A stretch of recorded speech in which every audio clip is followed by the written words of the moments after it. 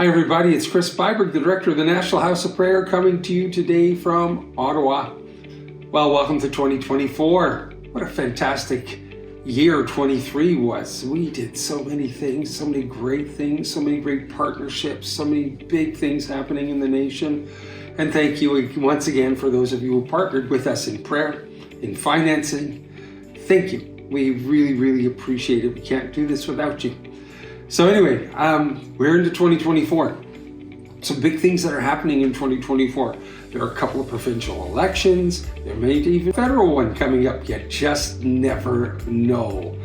And so let me talk to you today about a war chest. Building a war chest. When I was involved in politics, when I sat on electoral district associations or EDAs, or sometimes they're also known as riding associations. So I was the president of one, I was VP on others. I sat on multiple boards at multiple times. The primary job of an EDA, joining an EDA, was that we were preparing a war chest to go into the next election.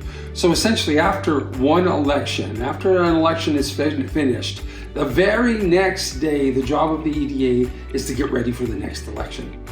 Whether it's a 4-year period or like with us, we've had 2 minority governments. So it's a matter of getting prepared for that next election, starting right after. That applies with us too in prayer. So often we see, one of my pet peeves, just so you know, I'm gonna share this, be vulnerable. When we see an election come up, I see this all the time. And like at the day before, or 2 days or 4 days before an election, all of a sudden there's this an alert to get on the wall and start praying for the election. Well, you need to realize that you need to get out of this right away. The day after election is when you start praying for the next election. That's how we handle this.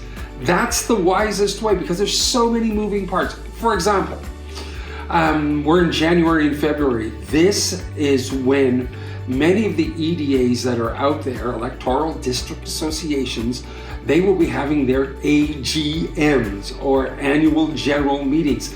This is where they elect their governing body, their VPs, their chairs for finances, those things. All this happens in the beginning part of the year. This is a great time for you to get involved. If you're a card-carrying member of any party, you are invited to come to your local EDA in your riding. And I would suggest you go, even if you go just to pray. I'm going to go to mine. My member is Pierre Polyev, lucky me.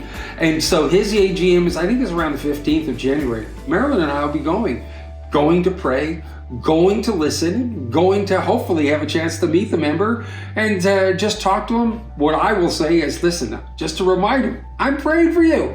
That's what we do. So you could do this at the AGM. Think of it, put in your calendar, figure out when it is, and do this. But when we start praying right away for the election, because there's a lot of moving parts in elections, it's not a matter of just showing up.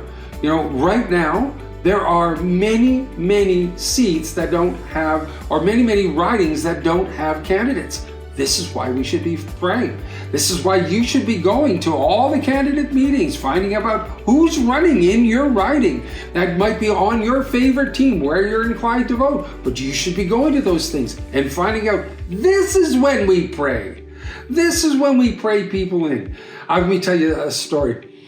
There was this one of our team members didn't actually like his candidate. And he said to me, I don't like this person. They're not pro-life. What am I going to do? And they got in. He was going for a pro-life guy, and that person didn't make it as a candidate and to run in their riding. So I said, you still pray. And so, he's been praying. Both him and his wife have been praying for this candidate. And certain doors have opened up, and they started to do some amazing things. Like when that candidate, who actually became a member, they would do good things. He would write them a little note and say, thank you for doing what you're doing. You're doing a great job. When they did really wonderful things, he'd tell them. Didn't only just complain like many of us do. So too often we just see, we're mad at our member of parliament, they haven't done this and that, so we complain. Don't do that. When they do good things, tell them they're doing great things and tell them you're praying for them. And I'll tell you something, for this one particular person, that door opened up in the biggest way. And we can see, even though this candidate wasn't a believer, is well on their way. We're seeing this. We're seeing them relate to certain things. We're seeing their hearts change. We're seeing them actually pray and bring in righteous legislation that is pro-life, even though they were pro-choice. Interesting. So this is why we pray. This is why we get in the beginning. So here we are at the front of the year, possibly 2 provincial elections, maybe 1 federal. Now is the time we pray. Now is the time we engage. Engage at the AGM, engage with the EDA, engage in these areas so that we can bring in the right people. I'm Chris Byberg, the Director of the National House of Prayer, and we will see you next time. Bye for now.